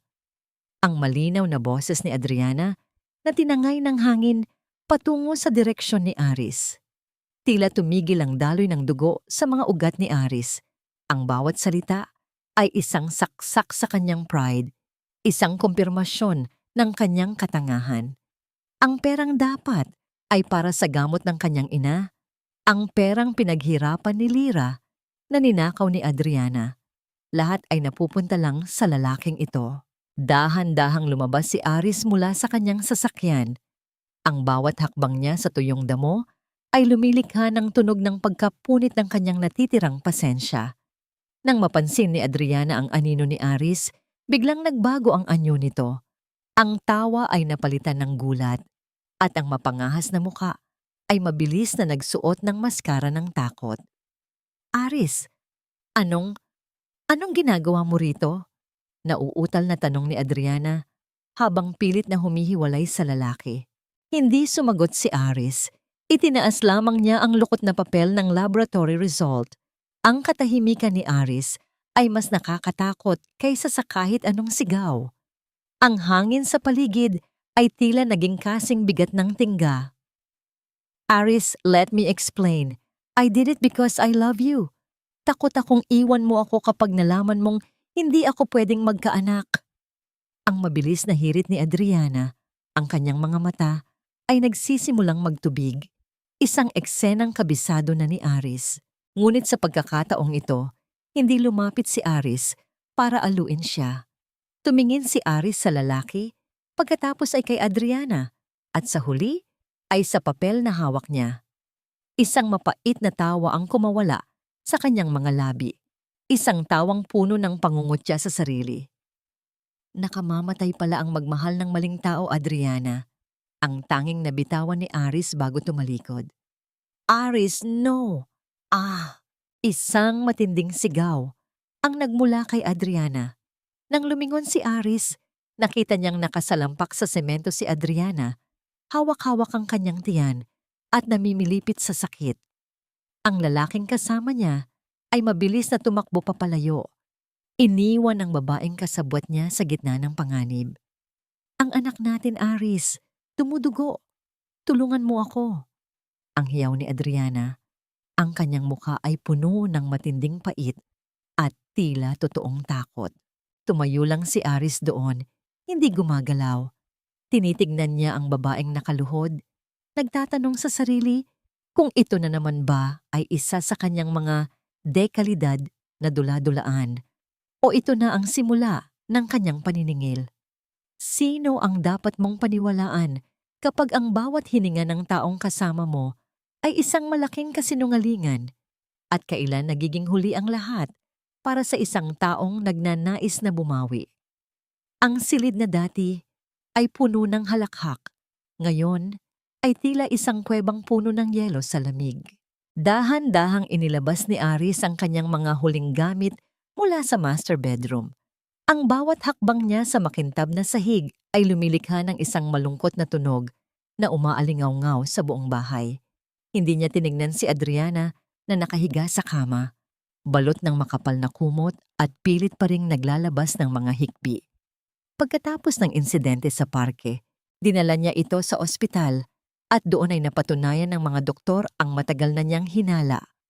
Walang sanggol na nawala dahil wala naman talagang sanggol sa simula pa lang. Inilipat ni Aris ang kanyang mga damit sa guest room. Ang maliit at madilim na silid na yon ay mas masarap pang tirhan kaysa sa piling ng isang babaeng ang bawat salita ay may lason. Aris, please, huwag mo akong iwan dito sa dilim. Ang mahinang tawag ni Adriana. Ngunit sa pagkakataong ito, wala nang epekto ang kanyang boses kay Aris. Hindi kita iiwan, Adriana. Mananatili ako rito para siguraduhing pananagutan mo ang lahat ng ginawa mo kay Nanay Belen at kay Lyra. Pero huwag mong asahan na hahawakan ko pa ang kamay mo. Ang malamig na tugon ni Aris bago isara ang pinto. Kinabukasan, isang panibagong dagok ang sumalubong kay Adriana. Ang kanyang itinayong butik, ang negosyong kumuha ng halos lahat ng natitirang ipon ni Aris ay tuluyan ng bumagsak. Ang mga supplier ay isa-isang tumatawag, humihingi ng bayad para sa mga telang kinuha niya ngunit hindi nabayaran. Ang mga tauhan niya ay nag-alisan dahil sa kanyang masamang ugali. Ang bawat piraso ng mamahaling damit sa kanyang shop ay tila mga basahang nagpapaalala sa kanya ng kanyang kabiguan. Habang nagdidilim ang mundo ni Adriana, kabaligtaran naman ang nangyayari sa bayan ng Laguna. Isang malaking banner ang nakasabit sa tapat ng bahay ampunan ng San Jose. Nakasulat doon, "Salamat sa Lyra's Kitchen sa pagbabahagi ng biyaya." Naroon si Lyra, nakasuot ng simpleng t-shirt at maong. Ang kanyang mukha ay walang kolorete, ngunit nagliliwanag sa tunay na kaligayahan. Nakapalibot sa kanya ang mahigit 30 bata. Bawat isa ay may hawak na mangkok ng mainit na sopas at masarap na tinapay. Ang bango ng pagkain ay humahalo sa amoy ng damo at hapon na nagbibigay ng pakiramdam ng kapayapaan sa lahat ng naroon. Ate Lyra, ang sarap po nito. Sana po ay lagi kayong pumunta rito. Wika ng isang maliit na batang lalaki habang dahan-dahang hinihipan ang kanyang pagkain. Ngumiti si Lyra at dahan-dahang hinaplos ang buhok ng bata. Sa sandaling iyon, naramdaman niya ang isang uri ng katahimikan na hindi kayang ibigay ng kahit anong yaman o kahit anong pag-ibig mula sa isang lalaki. Ang pagbibigay sa mga walang-wala ay tila isang gamot na nagpapahilom sa huling mga sugat sa kanyang puso. Kakain tayo ng marami ha, para lumaki kayong malakas at matapang, malambing na sagot ni Lyra. Naupo siya sa isang mahabang bangko sa ilalim ng puno ng mangga, pinapanood ang mga bata na nagtatakbuhan. Isang matandang lalaki na nakasuot ng formal na barong ang lumapit sa kanya. Hawak nito ang isang itim na briefcase at may bakas ng matinding paggalang sa kanyang mukha. "Ikaw ba si Binibining Lyra de la Cruz?" tanong ng lalaki. "Opo, ako nga po. Ano po ang maitutulong ko sa inyo?" "Ako si Attorney Rivera. Matagal na kitang hinahanap, Lyra. Ako ang huling abogado ng iyong biolohikal na ama, si Don Vicente Galvez." Panimula ng lalaki. Tila tumigil ang paghinga ni Lyra. Ang pangalang Vicente Galvez ay tila isang banyagang tunog sa kanyang pandinig. Ngunit ang kaba sa kanyang dibdib ay nagsasabing ito ang katotohanang matagal nang itinatago sa kanya. Ang iyong ama ay pumanaw na 2 taon na ang nakalilipas. Ngunit bago siya mamatay, nag-iwan siya ng isang malaking pamana. Isang lupain, ilang mga negosyo, at ang mansyong kinalakihan ni Adriana na sa katunayan ay sayo dapat nakapangalan. Patuloy ng abogado habang inilalabas ang isang dokumentong may gintong tatak. Nanginig ang mga daliri ni Lyra habang binabasa ang bawat linya. Ang bawat salita ay tila isang susi na nagbubukas sa isang pintuan ng nakaraan. Ang mansyong inakala niyang pag-aari ni na Adriana, ang bahay kung saan siya itinuring na basahan, ay sa kanya pala sa simula't simula pa lang. Ang kanyang ina, si Nanay Belen, ay alam ang lahat ng ito, ngunit pinili nitong manahimik para ibigay ang lahat kay Adriana dahil sa maling akala ng utang na loob. Ibig sabihin, wala silang karapatan sa bahay na yon? Ang halos pabulong na tanong ni Lyra. Wala, Lyra. Sa katunayan, ikaw ang may kapangyarihan na paalisin sila doon anumang oras na gustuhin mo, sagot ni Attorney Rivera. Tumingala si Lyra sa langit. Ang araw ay kidahan-dahan ng lumulubog. Nagbibigay ng kulay kahel at lila sa abot tanaw. Isang malakas na hangin ang dumaan, tila humahaplos sa kanyang muka at nagbubulong ng isang bagong simula. Bakit kung kailan natutunan mo ng bitawan ang lahat, doon naman ibabalik sa iyo ng tadhana ang mga bagay na sadyang sa iyo at paano mo gagamitin ang kapangyarihang ito laban sa mga taong sumira sa iyong pagkatao? Ito na lang ba ang natitira sa atin, Aris? Isang bahay na punong-puno ng alikabok at mga utang na hindi mo man lang mabayaran. Ang boses ni Adriana ay tila isang matinis na tunog ng nasisirang plaka na bumabasag sa katahimikan ng sala. Nakatayo siya sa tapat ng bintana, pinagmamasdan ng bakuran na dati ay laging malinis at maayos sa ilalim ng pangangalaga ni Lyra. Ngunit ngayon ay puno na ng tuyong dahon at ligaw na damo. Ang kanyang mga mata ay nanlilisik habang hawak ang isang pulang sobre, isang notice of foreclosure. Dahil sa hindi nababayarang mga loan na kinuha ni Adriana para sa kanyang bumagsak na butik, ang mansyong itinuturing nilang kaharian ay malapit ng bawiin ng bangko. Naupo si Ari sa sofa. Ang kanyang mga siko ay nakatukod sa kanyang mga tuhod at ang kanyang mukha ay nakabaon sa kanyang mga palad. Wala na tayong pera, Adriana. Lahat ng savings ko, lahat ng investments ko, nilustay mo sa mga luho mong walang kabuluhan. At ngayon, pati itong bahay, mawawala na sa atin. Hindi pwedeng mangyari ito. Utang sa tatay ko ang buhay ng pamilyang ito. Hindi tayo pwedeng palayasin dito. Hiyaw ni Adriana. Ang kanyang mga kamay ay nanginginig sa matinding takot at galit. Sa gitna ng kanilang pagtatalo, narinig ang marahang paghinto ng isang sasakyan sa labas. Hindi ito ang karaniwang tunog ng mga sasakyang naghahatid ng sulat o singil sa kuryente. Ang haging ng makina nito ay malakas at kagalang-galang. Narinig ang tunog ng pagsara ng pinto na sinundan ng mga hakbang na dahan-dahan ngunit may kasiguraduhan sa semento ng driveway. Bumukas ang pinto ng mansyon nang hindi man lang kumatok ang mga nasa labas. Pumasok si Attorney Rivera, hawak ang kanyang briefcase at sa likuran niya ay isang babaeng tila nagdadala ng sarili niyang liwanag. Napatayo si Aris. Nanlaki ang kanyang mga mata habang tinitignan ang babaeng pumasok. Nakasuot ito ng isang eleganteng itim na pantsuit. Ang kanyang buhok ay maayos na nakapusod at ang kanyang mga mata ay may ningning na hindi kayang burahin ng kahit anong pait. Lyra? Ang nauutal na sambit ni Aris. Hindi sumagot si Lyra.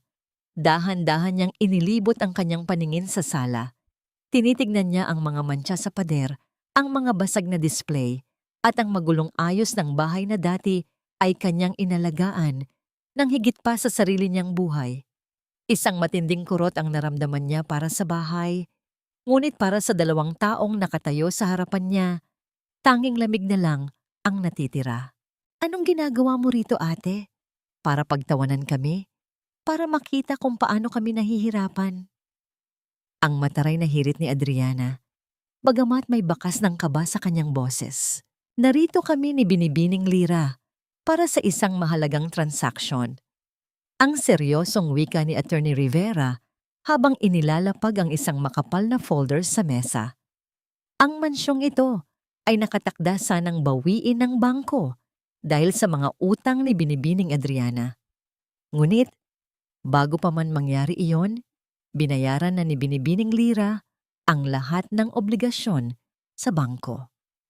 Ano? Ang sabay na bulalas ni Aris at Adriana. Ibig sabihin, ang mabilis na dugtong ni Lira, ang kanyang boses ay kalmado, ngunit bawat salita ay may bigat ng isang hatol. Hindi na ang bangko ang nagmamay-ari ng bahay na ito. Ako na, Adriana. Ako na ang may hawak ng titulo ng lupang ito at ng bawat pader na kinatatayuan niyo ngayon.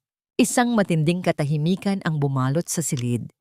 Ang tanging naririnig ay ang mabilis na paghinga ni Adriana na tila ba kinakapos ng hangin. Lumapit si Lira sa sofa kung saan dati siyang nakaupo nang palayasin siya. Dahan-dahan siyang naupo. Hinahaplos ang malambot na tela ng upuan. Naalala mo ba, Adriana? Dito mo ako pinahiya sa harap ni Nanay Belen. Dito niyo ako itinuring na basahan. Ngayon, sa ilalim ng batas at sa ilalim ng titulong ito, kayo na ang mga estranghero sa bahay ko. Patuloy ni Lira. Lira, hindi mo pwedeng gawin ito. Si Nanay Belen, saan siya pupunta? Ang pakiusap ni Aris, ang kanyang mga mata, ay puno ng pagsusumamo. Tumingin si Lira kay Aris, at sa isang sandali, nakita ni Aris ang matinding pait na itinago ni Lira sa loob ng maraming buwan. Si Nanay Belen ay laging may puwang sa bahay na ito dahil anak niya ako. Pero kayong dalawang sumira sa bawat pangarap ko sa loob ng bahay na ito. Tumayo si Lira at kinuha ang isang piraso ng papel mula kay Attorney Rivera. Inilapag niya ito sa harap ni Adriana. Isang eviction notice. Mayroon kayong 3 araw para mailabas ang lahat ng gamit ninyo rito. Pagkatapos noon, anumang maiiwan ay ipapalis ko at ituturing na wala ng halaga. Katulad ng paraan ng pagtaboy ninyo sa akin noon, sa gitna ng malakas na ulan. Malamig na pahayag ni Lira. Hindi ako papayag na paalisin ninyo ako. Sigaw ni Adriana habang dali-daling tumatakbo papunta sa kusina. Halatang wala na siya sa tamang pag-iisip habang mabilis na sinusulyapan ang paligid. Tila naghahanap ng anumang bagay na maaari niyang magamit sa kanyang desperasyon. Narinig ang tunog ng mga nababasag na pinggan mula sa kusina at ang hysterical na iyak ni Adriana na umaalingaw-ngaw sa buong mansyon. Nanatiling nakatayo si Lira sa gitna ng sala, hindi natitinag, habang pinapanood si Aris na mabilis na sumunod sa kusina para pigilan si Adriana. Sa gitna ng kaguluhan, isang maliit na bagay sa sahig ang nakatawag ng pansin ni Lira. Ang lumang wedding invitation nila ni Aris na punit-punit na at madumi. Dahan-dahan niya itong tinapakan. Ang kanyang sapatos ay lalong nagdiin sa mantsa ng nakaraan. Bakit kung kailan nasa iyo na ang lahat ng kapangyarihan para maghiganti, doon mo mas nararamdaman ang bigat ng pagiging malaya at hanggang saan kayang dalhin ng isang desperadong tao ang kanyang kasamaan bago siya tuluyang malunod sa sarili niyang apoy. Lira, anak, patawarin mo ako. Nabulag ako ng maling utang na loob at sa huli, sarili ko palang anak ang pinatay ko sa sakit. Ang boses ni Nanay Belen ay tila isang nanghihinang kalansing ng basag na batingaw. Nakatayo siya sa pintuan ng sala, bagong labas sa ospital at tila mas tumanda ng 10 taon sa loob lamang ng ilang linggo. Ang kanyang mga kamay ay nanginginig habang nakakapit sa braso ni Aris at ang kanyang mga mata na dati ay puno ng galit kay Lira, ngayon ay lumuluha ng pait at matinding hiya. Dahan-dahang binitawan ni Nanay Belen ang pagkakahawak kay Aris at Sa harap ni Lira at ni Attorney Rivera, dahan-dahan siyang lumuhod sa sahig. Ang tunog ng kanyang mga tuhod na tumama sa matigas na tile ay tila isang malakas na hatol sa katahimikan ng mansyon.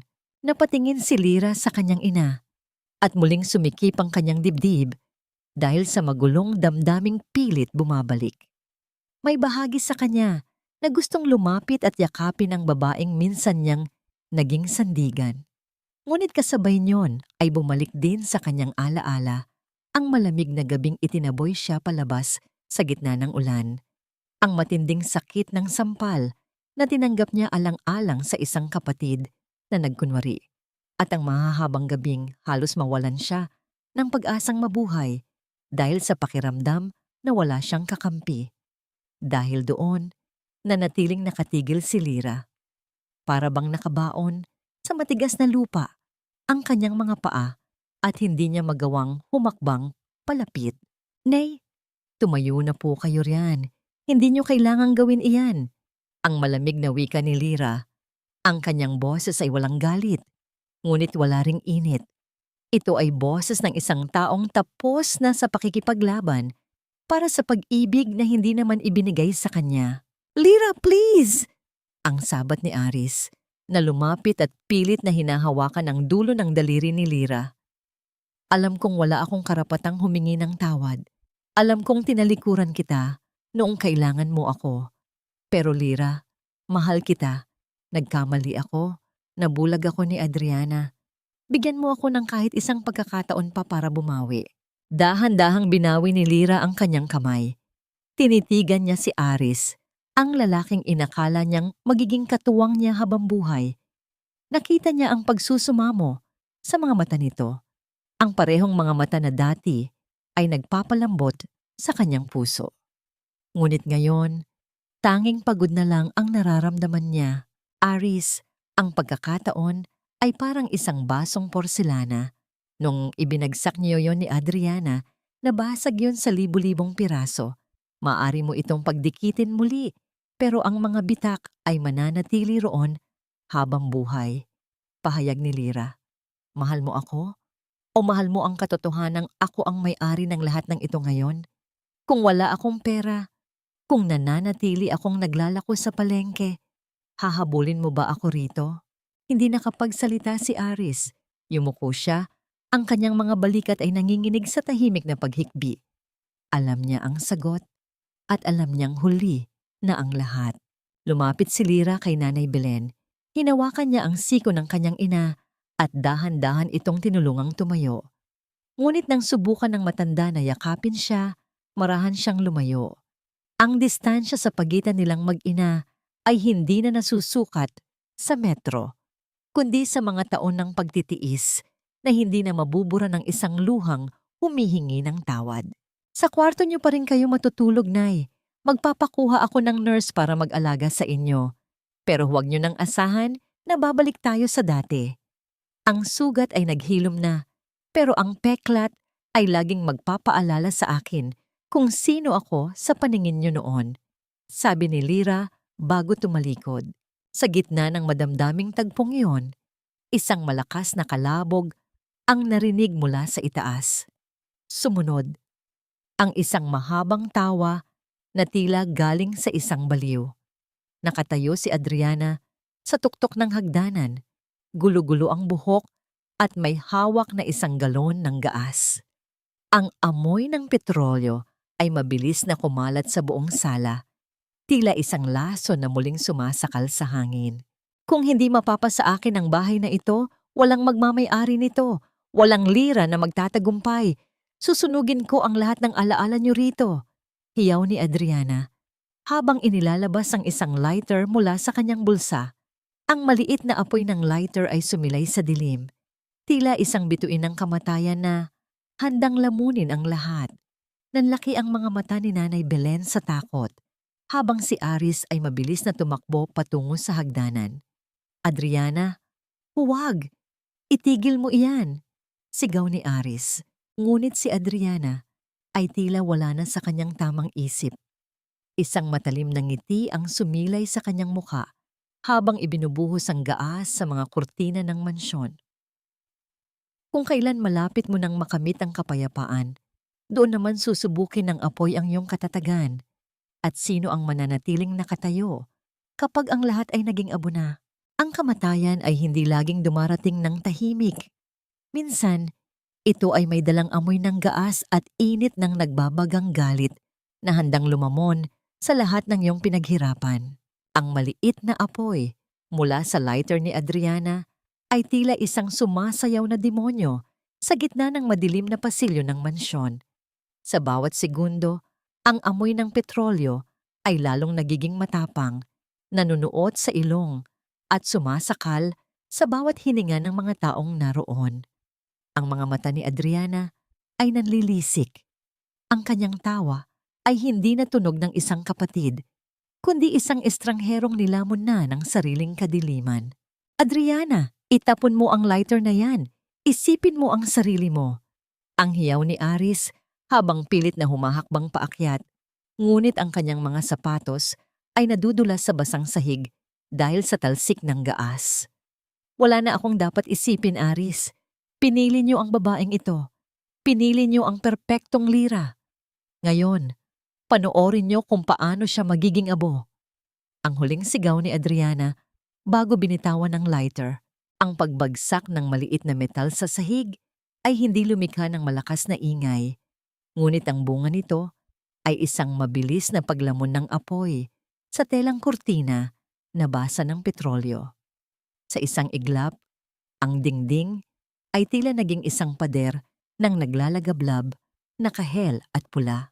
Ang init ay mabilis na kumalat, tila mga daliri ng apoy na humahaplos sa kisame at nagpapaitim sa puting pintura ng mansyon. "Nay! Lumabas na po kayo!" Sigaw ni Lira. Sa halip na tumakbo palabas para iligtas ang sarili, nakita niya si Adriana na tila natulala sa gitna ng apoy na siya mismo ang nagsimula. Ang buhok ng kanyang kapatid sa turing ay dahan-dahan nang nalalapitan ng init. Sa gitna ng panganib, nanaig ang pusong mapagmahal ni Lira. Kinuha niya ang isang makapal na dekoratibong alpombra sa sahig at mabilis na tumakbo paakyat sa hagdanan. Kahit na ang usok ay nagsisimula nang bumalot sa kanyang paningin. Ang bawat hakbang niya ay isang pakikipagsapalaran sa kamatayan. "Lira, huwag. Mapapahamak ka." Ang babala ni Aris, ngunit huli na. Nagtama ang mga mata ni Lira at Adriana sa gitna ng naglalagablab na paligid. Nakita ni Lira ang takot sa mga mata ng kanyang kaaway. Isang takot na tila nagsasabing hindi niya inasahan na ang taong sinira niya ay ang siya ring darating para iligtas siya.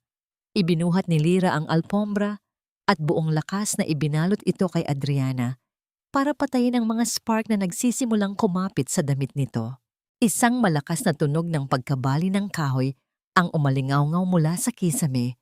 Isang nagbabagang bahagi ng pasimano ang dahan-dahang bumabagsak sa direksyon ni Lira.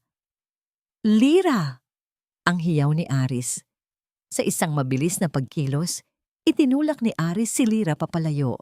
Ngunit dahil dito, ang nagbabagang kahoy ay tumama sa kanyang sariling balikat at braso. Isang mahabang ungol ng sakit ang kumawala kay Aris habang bumabagsak siya sa sahig. Ang kanyang damit ay nagsisimula na ring masunog. "Aris!" Ang tanging naisigaw ni Lira habang pilit na hinihila ang dalawa patungo sa fire exit. Ang tunog ng mga sirena ng bumbero at pulis ay nagsimulang marinig mula sa labas, tila isang himig ng kaligtasan sa gitna ng impyerno. Ang mga bintana ay nagsimulang mabasag dahil sa sobrang init na lumilikha ng tunog ng nagliliparang mga bubog. Paglabas nila sa bakuran, sinalubong sila ng malamig na hangin ng gabi. Si Adriana ay nakaluhod sa damuhan, nanginginig at umiiyak ng walang tunog, habang ang kanyang mga kamay ay dahan-dahang kinakandado ng mga posas ng mga pulis na kanina pa pala tinawagan ni Lola Isay.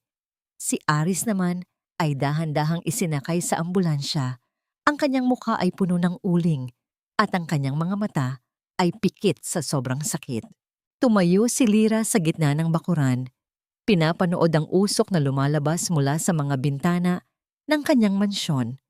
Ang bawat liyab ng apoy ay tila sinusunog ang lahat ng alaala ng kanyang paghihirap, ang bawat pait ng pagtatraydor, at ang bawat luhang ibinuhos niya para sa mga taong hindi siya pinahalagahan.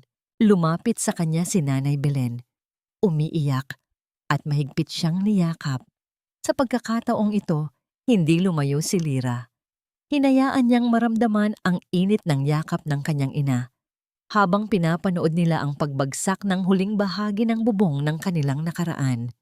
Nang dumaan ang ambulansyang lulan si Aris sa tapat niya, sandaling bumukas ang pinto nito. Nakita ni Lira ang duguang kamay ni Aris na nakalahad sa hangin, tila isang huling hiling ng kapatawaran bago ito tuluyang nawalan ng malay. Tapos nanay, tapos na ang lahat, bulong ni Lira. Ang kanyang boses ay puno ng isang uri ng kapayapaan na tanging niyang apoy ng katotohanan ang makakapagbigay. Bakit sa kabila ng lahat ng sakit, ang huling imaheng natitira sa iyong isipan ay ang mga kamay na dati ay nagbigay sa iyo ng sugat? At handa ka na bang harapin ang bukas nang wala na ang mga aninong ito? Ang katahimikan pala ang pinakamalakas na sigaw ng isang pusong pagod na sa pakikipaglaban sa mga alon ng pait at pagtatraydor. Ang amoy ng antiseptic at malinis na linen sa loob ng ospital ay unti-unting pumapalit sa nakakasakal na amoy ng usok at gaas na nanatili sa mga alaala ni Lira sa loob ng ilang linggo. Nakaupo siya sa isang silya sa labas ng kwarto ni Aris, pinapanood ang dahan-dahang paggalaw ng mga tao sa paligid. Ang kanyang mga kamay ay may mga maliliit na benda mula sa mga paso noong gabing iyon. Ngunit ang mga sugat na ito ay tila mga medalya ng kanyang kalayaan. Sa loob ng isang linggo, maraming bagay ang nagbago. Si Adriana ay dinala sa isang pasilidad para sa mga may karamdaman sa isip matapos itong ideklarang hindi na sa tamang katuwiran noong gabi ng hula. Ang kanyang mga hiyaw ng galit ay napalitan ng isang tulala at walang buhay na tingin sa puting dingding ng kanyang selda. Ang babaeng nagnasang angkinin ang lahat ay natira ng ngayong walang kahit na ano, ni isang alaala ng pagmamahal mula sa mga taong sinira niya.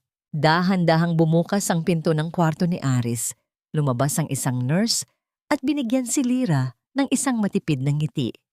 Gising na po siya, ma'am. Maaari na po kayong pumasok.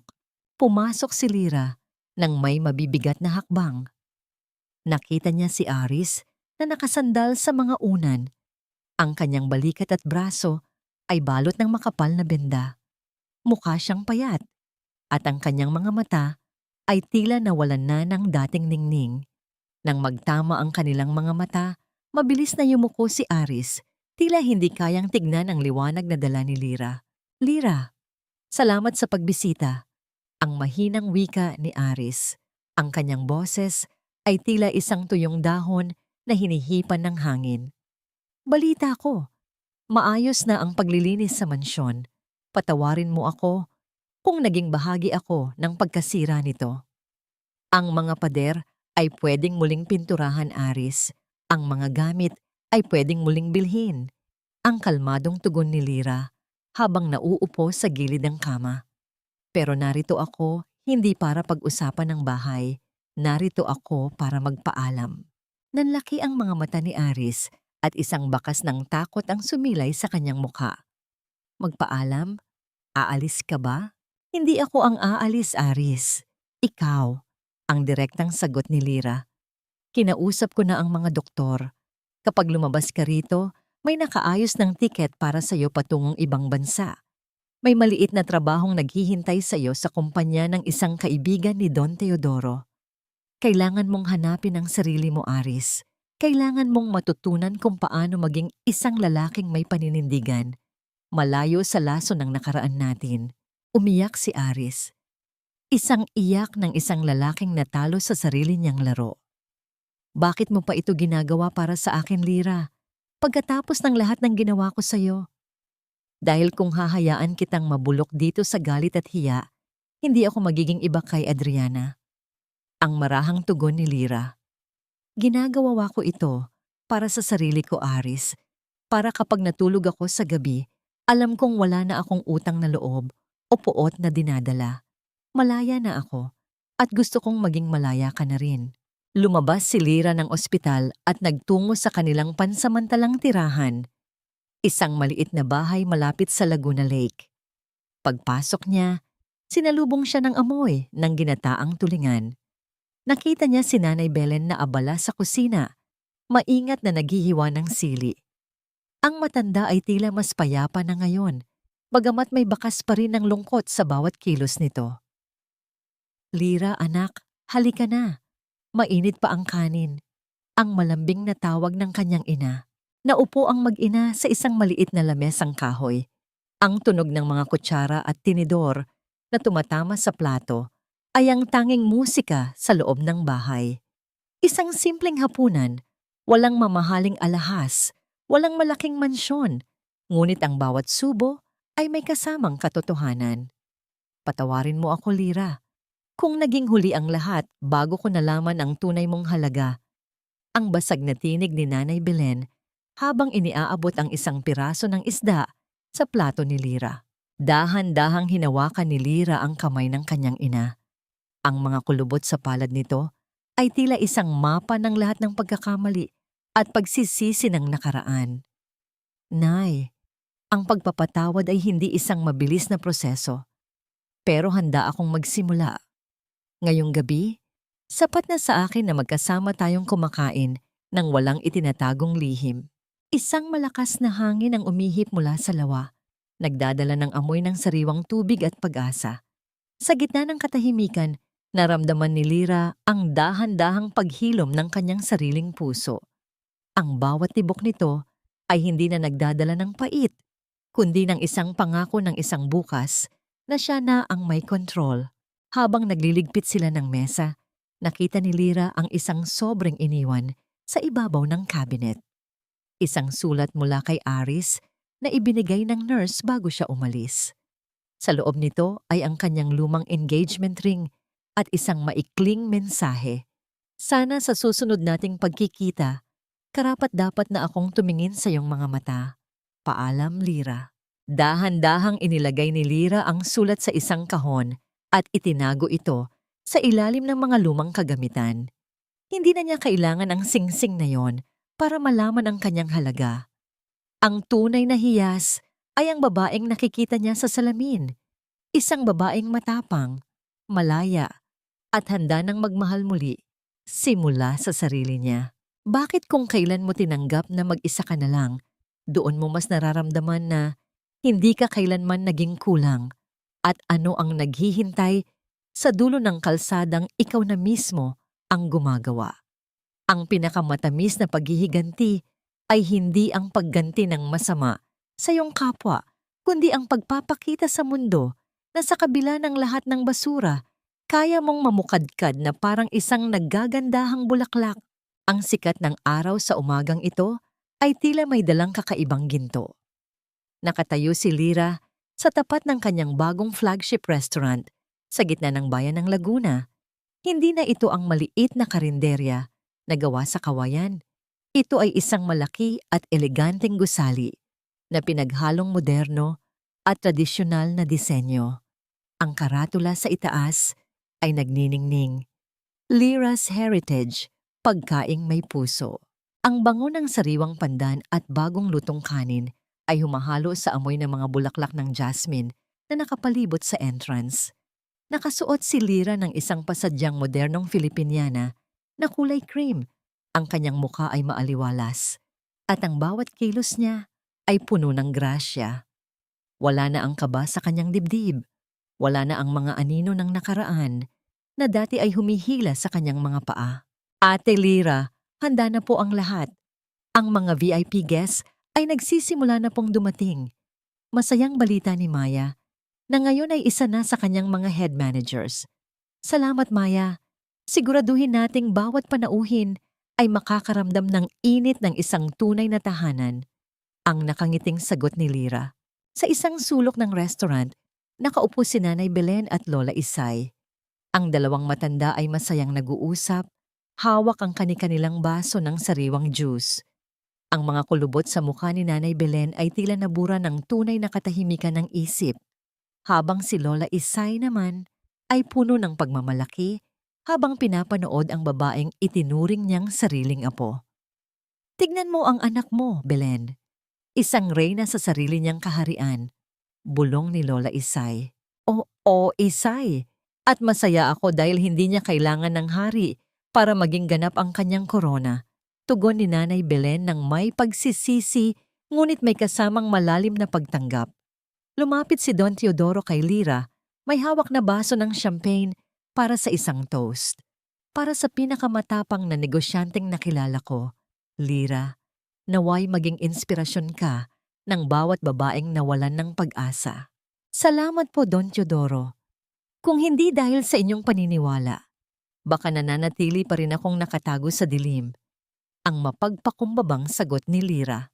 Matapos ang ribbon cutting, dinala ni Lira ang kanyang sarili sa likod ng restaurant sa isang maliit na balkonaheng nakaharap sa lawa. Doon, kinuha niya ang kanyang cellphone at tinignan ang isang huling mensahe mula sa isang hindi kilalang numero sa ibang bansa. Isang larawan ng isang lalaking nagtatrabaho sa isang construction firm, mukhang pagod, ngunit may matuwid na tindig. Walang caption, ngunit alam ni Lira na yun ang paraan ni Aris para sabihing nagsisimula na rin siyang bumuo ng sariling buhay nang walang kasinungalingan. Dahan-dahan itong binura ni Lira, hindi dahil sa galit, kundi dahil wala na itong puwang sa kasalukuyan niya. Huminga siya ng malalim, ninanamnam ang sariwang hangin. Sa pagkakataong ito, naramdaman niya ang isang uri ng kaligayahan na hindi nakadepende sa kahit kanino.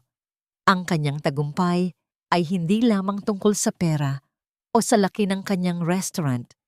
Ito ay tungkol sa pag-alam na ang kanyang halaga ay hindi kailanman nawala. Natabunan lamang ito ng maling pagpapahalaga sa ibang tao. Isang matunog na kalimbang ng kampana sa pinto ang narinig ni Lira mula sa loob. Isang bagong panauhin ang pumasok. Isang lalaking matangkad, may maayos na pananamit, at may mga matang tila may sariling kwento. Ito ang lalaking nakita niya sa itim na sasakyan noong nasa palengke pa siya, at ang lalaking laging naroon sa bawat event ni Don Teodoro. Tahimik na nagmamasid mula sa malayo. Lumapit ang lalaki sa counter kung saan nakatayo si Lira. Isang pamilyar na kislap ng pagkikilala ang nagmula sa mga mata nito. Good morning. I've heard so much about the specialty of this house. Ang baritono at malambing na boses ng lalaki. Ngumiti si Lira, isang nangiting mula sa puso. Alin po sa aming mga putahe ang nais niyong subukan, sir? Ang aming kare-kare o ang aming espesyal na adobo. Tumingin ng diretso ang lalaki sa mga mata ni Lira at isang tipid ngunit makahulugang nangiti ang sumilay sa kanyang mga labi. Actually, I'm not here for the food. Narinig ko kasi na ang tunay na specialty rito ay ang ngiti ng may-ari na kayang maghilom ng kahit anong sugat. Is it on the menu? Isang kakaibang kaba ang naramdaman ni Lira. Hindi kaba ng takot, kundi ang pamilyar na pintig ng isang pusong handa nang sumugal muli sa pag-ibig. Ngunit sa pagkakataong ito, sa isang paraang pantay at may respeto.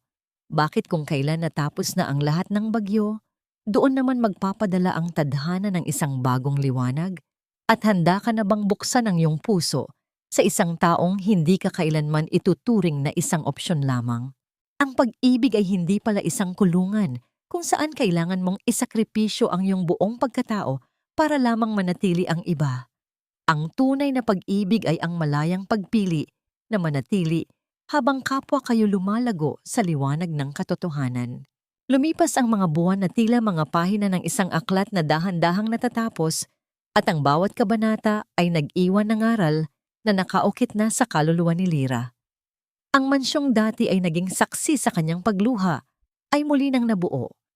Ngunit sa pagkakataong ito, ang mga pader nito ay hindi na nababalot ng mga lihim at puot.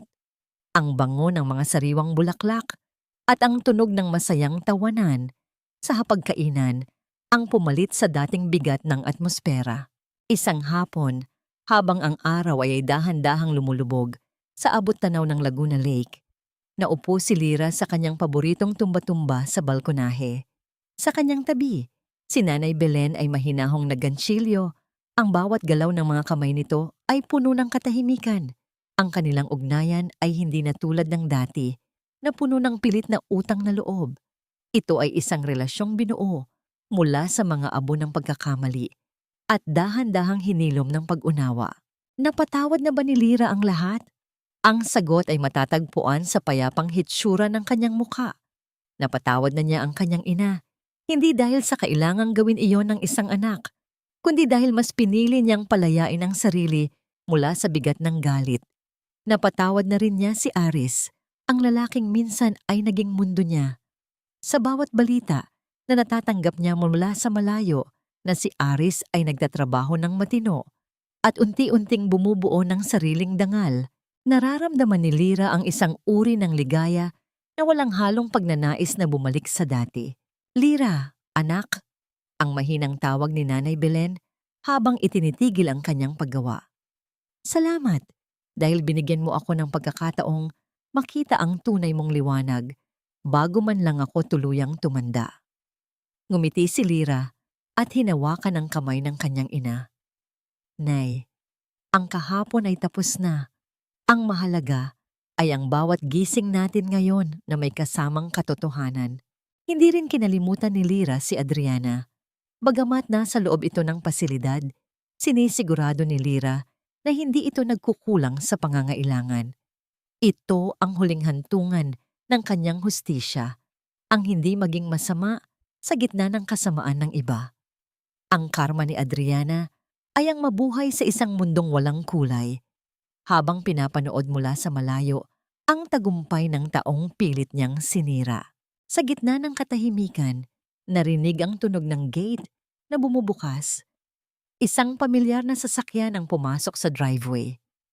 Lumabas ang lalaking naging bahagi ng kanyang mga bagong pangarap, si Gabriel, ang negosyanteng naging katuwang niya, hindi lang sa negosyo, kundi sa muling pagtitiwala sa sarili.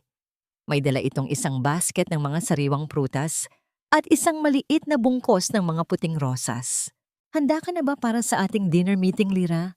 O kailangan mo pa ng ilang minuto para titigan ang kagandahan ng paglubog ng araw? Ang biro ni Gabriel. Habang paakyat ng hagdanan, tumawa si Lyra, isang tawang malaya at totoo. Handa na ako, Gabriel. Handa na ako sa lahat ng susunod na kabanata ng buhay ko. Habang naglalakad sila papalabas, isang huling sulyap ang ibinigay ni Lyra sa kanyang refleksyon sa salamin ng pinto. Ang nakikita niya ay hindi na ang biktima ng isang teleserye. Ang nakikita niya ay ang bida ng sarili niyang buhay. Isang babaeng napatunayan na ang katapatan ay may gantimpala, ang pagsisikap ay may bunga, at ang pagmamahal sa sarili ang siyang pinakamatibay na pundasyon ng kahit anong relasyon. Ang aral na maiiwan sa bawat pusong nakinig sa kwentong ito ay simple.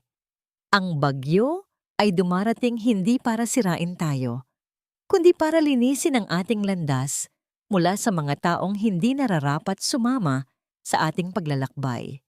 At sa dulo ng bawat mahabang gabi, laging may isang umagang naghihintay para sa mga taong hindi sumukong maniwala sa kapangyarihan ng kabutihan. Dito nagtatapos ang kwento ni Lyra, ngunit dito rin nagsisimula ang libo-libo pang kwento ng mga kababaihang tulad niya. Mga kababaihang marunong magmahal, marunong lumaban, at higit sa lahat, marunong bumangon ng mas matapang at mas maganda kaysa noon.